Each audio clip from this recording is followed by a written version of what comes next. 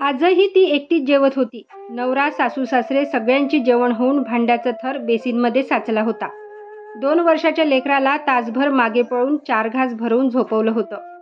दिवसभर काम आणि मुलामागे धावपळ करून करून कंबर दुखत होती. पायातून मुंग्या येत होत्या. अंगातील त्राण निघून गेल्यासारखं वाटून अशक्तपणा डोके वर काढत होतं. काहीही न खाता फक्त शांत पडावंसं वाटत होतं. पण भांड्याचा ढिगारा समोर दिसत होता. मुलासाठी 4 घास पोटात घालणं गरजेचं होतं. तसंही हे दुखणं रोजचंच होतं. कोणाला सांगायचं आणि कोण समजून घेणार होतं? अंग तापाने फणफणत असो की चक्कर येत असो की हाताला चटका बसलेला असो की अजून काही पण, कामाला सुट्टी ही कधीच नव्हती. त्यात मला काही त्रास होतोय म्हणून तोंड पाडून बसलं तर अजूनच कप्प्यातल्या शब्दसुमनांचा वर्षाव व्हायचा. कितीही त्रास होत असला तरी आवढा मनात घेऊनच ठसठसत्या दुखण्यासहित घरच्यांना पोटासाठी चूल पेटवायला लागायची. ही पोटं भरली की आपापल्या जागी आसनस्थ होऊन झोपीच्या अधीनही व्हायची. जिने आपल्याला खायला घातलं त्या अन्नपूर्णेने स्वतः काही खाल्लं का? तिला काही हवं आहे का हे कोणाच्या डोक्यात कधीच येत नव्हतं. ती घरात असूनही मात्र कोणाच्याच खिजगिणतीतही नव्हती. आजही उभं राहत येत नसतानाही तिने थोडंसं खाऊन कशीबशी भांडी घासली आणि उद्याच्या तयारीसह सगळं आवरून मुलाच्या बाजूला जाऊन धरणीवर पाठ टेकवली. आई ग, नकळत तिच्या तोंडातून बाहेर आलं आणि डोळ्यातून टपटप पाणी वाहू लागलं. मग आई भोवती गिरट्या घालू लागलं. लहान असताना आई वरण भात भाजी पोळी भरवण्यासाठी किती मागे पडायची. हाताला पकडून एका जागेवर बसून भोपाळाच्या चांदोबाच्या किती गोष्टी सांगायची. चिडून म्हणायचीही, कधी एकदाची मोठी होशील आणि स्वतःहून खाशील. दिवस भुरकून बुडत मी मोठी तर झाले, पण खाण्याचा त्रास हा आई मागचा सुटला नाही. हे नको, ते हवंय, ते असंच का, असंच असू दे असं म्हणत म्हणत तेव्हाही जेवणासाठी तिला खूप त्रास दिला. पण ती मायच शेवटी. जे मागेल ते करून दिलं. वेळप्रसंगी बाहेर जाऊन खायला पैसेही दिले, पण उपाशी कधी झोपूच दिलं नाही. एकदा मैत्रिणीशी खूप मोठं भांडण झालं म्हणून रुसून बसलेले आणि जेवत नव्हते तेव्हाही आई म्हणाली, तू नाही खाल्लंस तर माझ्या घशातून घास उतरेल का ग राणी? तेव्हा मात्र मी तावातावानंच बोलले होते, माझं पोट ते तुझं पोट आहे का? तू तुझ्या पोटासाठी जेव, मी नाहीच जेवले तर उपाशीच राहशील का? ती काही न बोलता पाणी पिऊन ताटावरून उठली. मी तसंच तिचा हात पकडून खाली बसवलं. तिने 4 घास मला भरवले आणि मग स्वतः खाल्ले. त्या दिवसापासून आजपर्यंत कितीदा भूक नसली तरीही मी जेवले, कारण ती उपाशी झोपू नये म्हणून.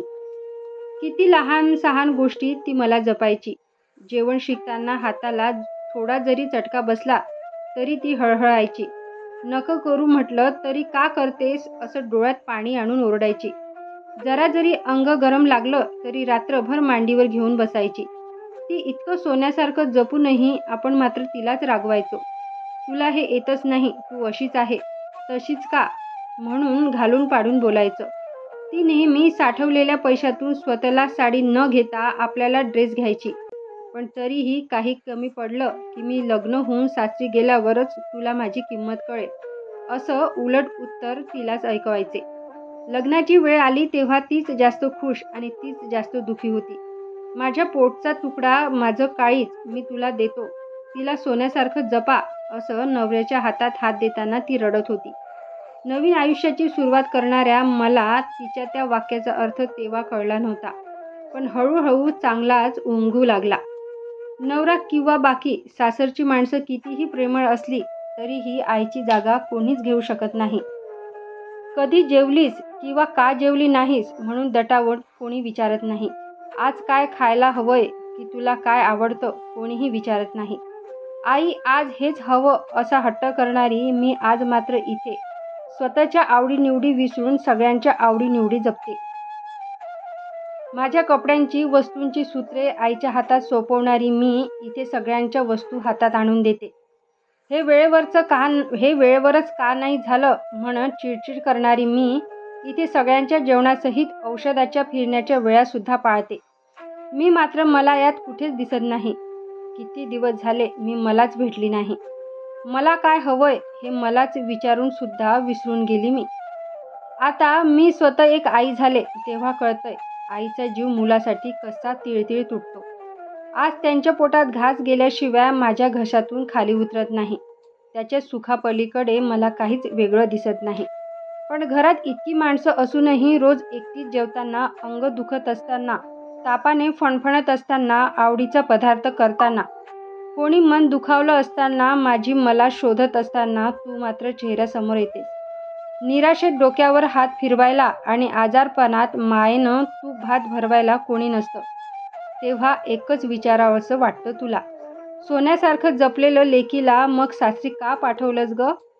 तुझ्याच जीवाला एकटीची ही लढाई लढायला शिकवलीस खरी, पण खंबीर स्त्रीसोबत ती आज सक्षम आई देखील झाली. पण आजही ती तुझीच नाजूक, गोड, हळवी मुलगी आहे.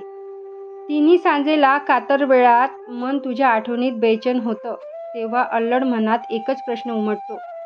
तुझ्यात अन माझ्यात कितीही दुरावा निर्माण करणारा असले तरी सासर नावाची रीत ही जन्मास कोणीच घातली. व्हिडिओ आवडल्यास समोर शेअर नक्कीच करा. धन्यवाद.